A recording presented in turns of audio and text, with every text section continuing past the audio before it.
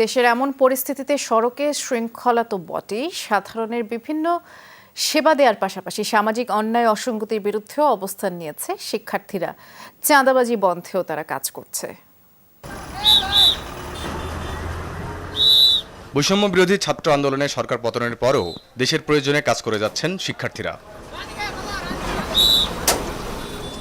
রাস্তাঘাটে শৃঙ্খলা রাখার পাশাপাশি তারা অবস্থান নিয়েছেন চাঁদাবাজির মতো অন্যায়ের বিরুদ্ধে। এখানে কিছু চাঁদাবাজ আসছে, কিছু পক্ষ বিএনপির, কিছু পক্ষ আওয়ামী লীগের। ওইখানে কিছু দোকান আছে যেখানে তারা করতে পারছে, মুরগি টুরগি মাছের দোকান ওইখানে করতে পারছে, কিন্তু ভিতরে ঢোকার আগে আমাদের স্টুডেন্টদের সাথে তাদের দেখা হয়েছে এবং তারা তাদেরকে ভাগাই দিছে। আমরা চেষ্টা করছি যে যতটা অর্গানাইজ ওয়েতে হাটটা করা যায়, কারণ সাধারণ মানুষের দুর্ভোগ তো আমরা চাই না। যারা এখানে রাজনৈতিক দল ছিল তারা মোটামুটিভাবে এখানে জড়িত ছিল এবং আমরা ছাত্র সমাজ চেষ্টা করতেছি তাদের নির্মূল করার জন্য। কোনো চাঁদাবাজি যে কেউ দিবে না আর কেউ নিতেও পারবে না। আমরা স্টুডেন্টরা আছি, আল্লাহর রহমতে হাট যতক্ষণ আছে আমরা আছি। চাঁদাবাজির ব্যাপারে প্রতিক্রিয়া জানতে রাজধানীর মেরাদিয়া বাজারে যাই যমুনা টেলিভিশন।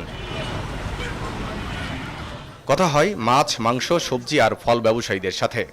চাঁদা না দেওয়া লাগে, আমরা ফুটপাতে ব্যবসা করে শান্তি পাই, এটাই চাই আমরা। প্রতি দোকান 500, ছাগলের দোকানে 1500, 2000, 3000 পর্যন্ত আছে। 3000 পর্যন্ত আছে। স্টুডেন্টরা আমাদের আজকে বলে গেছে আগামীকালকে থেকে কোনো চাঁদা দিবেন না, চাঁদা দিব না, 2 টাকা কম বেচবো সদাই। 16 বছর চাঁদা দিচ্ছে, নিচার চাঁদা মুক্ত বাংলাদেশ চাই আমরা। বাজারটিতে চাঁদাবাজি বন্ধ হওয়ায় পণ্যের দামেও প্রভাব পড়ার প্রমাণ মেলে হাতে নাতে।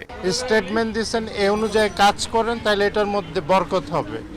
এখন দামে পাচ্ছেন একটু কমছে, তা আমি যদি ভাইজানকে বলছি 1400 করে রাখলে উইল বি হ্যাপি। ছাত্ররা যদি এই অবস্থায় থাকে তাহলে সব কিছু দাম কমবে, মানুষ একটু শান্তিতে থাকতে পারবে, দেশে চাঁদাবাজি থাকবে না।